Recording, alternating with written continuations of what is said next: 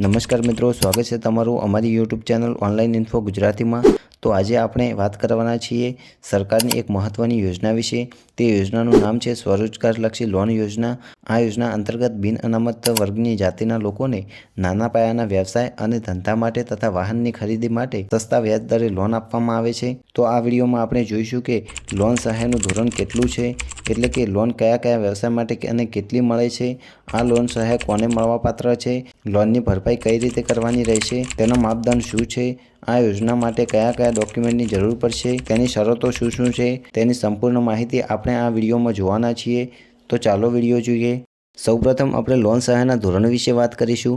તો મિત્રો, રિક્ષા, Maruti eco, jeep, taxi વગેરે જેવા સ્વરોજગારલક્ષી જો તમે વાહન ખરીદવા માંગતા હોય તો તે વાહનની ઓન રોડ કોસ્ટ જેટલી હશે તેટલી લોન મળવાપાત્ર થશે। તેમજ કપડાની દુકાન, કરિયાણાની દુકાન, બુક સ્ટોર, મેડિકલ સ્ટોર વગેરે જેવા વ્યવસાય માટે 10 લાખ સુધી અથવા ખરેખર ધંધા માટે જે ખર્ચ થવાનો છે તે બેમાંથી જે પણ ઓછું હશે તેટલી લોન આપવામાં આવશે। આ લોન વાર્ષિક 5% સાદા વ્યાજ દરે મળવાપાત્ર થશે અને મહિલાઓને આ લોન વાર્ષિક 4% સાદા વ્યાજ દરે મળવાપાત્ર થશે। જો તમે અગાઉ ટ્રાન્સપોર્ટ, ટ્રાવેલર્સ જેવા વ્યવસાય માટે વાહન જરૂરી સ્ટ્રક્ચર સહિત મેળવવા માટે બેંકમાંથી 6 લાખની લોન લીધી હોય તો તેમાં 5% વ્યાજ સહાય મળવાપાત્ર થશે। ત્યાર પછી હવે આપણે આ યોજનાનો લાભ કોને કોને મળવાપાત્ર થશે તેની પાત્રતા વિશે વાત કરીશું। સૌપ્રથમ તો આ યોજનાનો લાભ મેળવવા માટે અરજદાર ગુજરાતનો વતની હોવો જોઈએ અને અરજદાર બિન અનામત વર્ગનો હોવો જોઈએ। અરજદારની ઉંમર 18 વર્ષથી નીચે ન હોવી જોઈએ અને 50 વર્ષથી વધારે ન હોવી જોઈએ। લોનનો વ્યાજ દર પુરુષ માટે વાર્ષિક 5% સાદા વ્યાજ દરે અને મહિલા માટે 4% રહેશે અને કુટુંબની વાર્ષિક આવક મર્યાદા 6 લાખથી વધારે ન હોવી જોઈએ। ત્યાર પછી હવે આપણે યોજના માટેના ધિરાણના માપદંડ વિશે વાત કરીશું। વાહન માટેની લોનની યોજનામાં અરજદાર પાસે પાકું લાયસન્સ હોવું જોઈએ તથા નાના વ્યવસાય માટે નિયમોનુસાર જરૂરી રજિસ્ટ્રેશન હોવું જોઈએ। મેળવેલ વાહન નિગમની તરફેણમાં ગીરો કરવાનું રહેશે। વાહન મેળવ્યાના 3 માસ પછી 5 વર્ષના એક સરખા માસિક હપ્તામાં લોન ભરપાઈ કરવાની રહેશે। નાના વ્યવસાય માટે લોન મેળવ્યાના 3 માસમાં વ્યવસાય શરૂ કરવાનો રહેશે તથા વ્યવસાય શરૂ કર્યા બાદ 3 માસ પછી 5 વર્ષના એક સરખા માસિક હપ્તામાં લોનની વસૂલાત કરવામાં આવશે। લોનની રકમ 7.5 લાખ કે તેથી ઓછી હોય તો ધિરાણની રકમથી 1.5 ગણી કિંમતની લાભાર્થીની પોતાની કે સગા સંબંધીની મિલકત પર બોજો કરાવવાનો રહેશે। જો લોનની રકમ 7.5 લાખ કરતાં વધારે હોય તો કુલ રકમ જેટલી પોતાની અથવા કોઈ સગા સંબંધીની સ્થાવર મિલકત નિગમની તરફેણમાં ગીરો કરવાની રહેશે। દરેક લોન લેનાર વ્યક્તિએ નિગમની તરફેણમાં સહી કરેલા 5 બ્લેન્ક ચેક આપવાના રહેશે।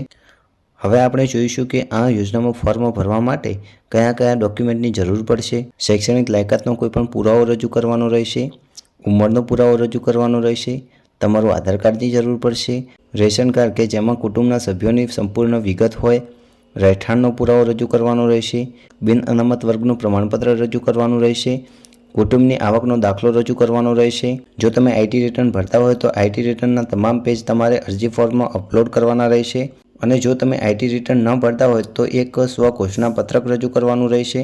ત્યાર પછી તમે જે પણ વ્યવસાય કરવા માટે લોન મેળવવા માંગતા હોય તે ધંધાના અનુભવનો આધાર રજૂ કરવાનો રહેશે। ત્યાર પછી તમારે સ્ટેમ્પ, નોટરી સહિત પરિશિષ્ટ એક રજૂ કરવાનું રહેશે। ત્યાર પછી IFSC કોડવાળી બેંકની પાસબુકની જરૂર પડશે। હવે આપણે યોજનાની ખાસ નોંધ વિશે વાત કરીશું। અરજદારને લોન મંજૂરી અર્થેના સાધનિક પુરાવા રજૂ કરવા માટે વધુમાં વધુ 3 તક આપવામાં આવશે તેમજ નિયત સમય મર્યાદામાં માંગેલ પૂર્તતા પૂર્ણ કરવાની રહેશે, અન્યથા અરજી દફતરે કરવામાં આવશે એટલે કે તમારી અરજી નામંજૂર કરવામાં આવશે। હવે આપણે આ યોજનાની શરતો વિશે વાત કરીશું। સ્વરોજગારલક્ષી લોન યોજના હેઠળ લોન મેળવવા ઈચ્છતા અરજદારો તારીખ 25/2/2025થી અરજી કરી શકશે। સ્વરોજગારલક્ષી લોન યોજના હેઠળ અરજી કરવા માટે અત્રેનું પોર્ટલ તારીખ 25/2/2025થી 24/3/2025 સુધી ચાલુ રહેશે। સ્વરોજગારલક્ષી લોન યોજના હેઠળ વર્ષ 2023-24 માટે 1600 લાભાર્થીઓનું અને વર્ષ 2024-25 માટે 800 લાભાર્થીઓનું ભૌતિક લક્ષ્યાંક નિયત કરવામાં આવેલ છે એટલે કે 2400 લાભાર્થીઓનું ભૌતિક લક્ષ્યાંક નિયત કરવામાં આવેલ છે। લોન યોજના માટે લાભાર્થીની પસંદગી ડ્રો સિસ્ટમથી કરવામાં આવશે। ડ્રો સિસ્ટમથી પસંદગી પામેલ અરજદારોમાંથી જો કોઈ અરજદાર નિયત કરેલ પાત્રતા ધરાવતા નહીં હોય તો અરજી રદ કરવામાં આવશે। લોન યોજના માટે એક કુટુંબમાંથી એક જ વ્યક્તિને આ યોજનાનો લાભ મળી શકશે। લોન યોજના માટે એક જ ગામના મહત્તમ 5 લાભાર્થીઓની પસંદગી કરવામાં આવશે। ડ્રો માટે રજૂ થયેલ અરજીઓ પૈકી લઘુત્તમ 10% જેટલી મહિલાઓની અરજીઓને અગ્રતા આપવામાં આવશે।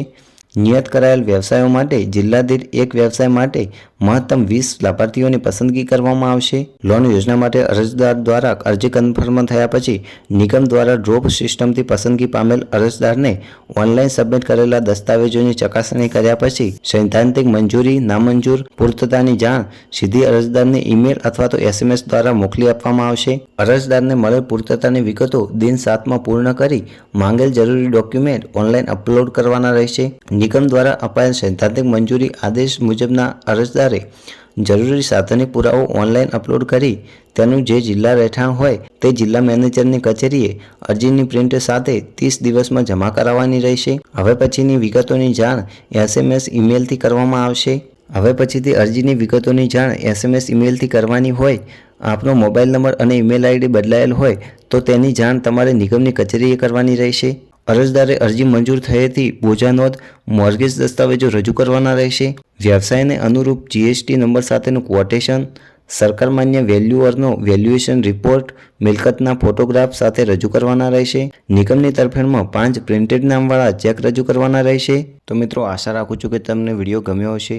જો તમને વિડીયો ગમ્યો હોય તો વિડીયોને લાઇક કરજો અને ચેનલમાં નવા હોય તો ચેનલને સબસ્ક્રાઈબ કરજો જેથી તમને સરકારની નવી યોજનાઓ વિશે સમયસર અને યોગ્ય જાણકારી મળતી રહે।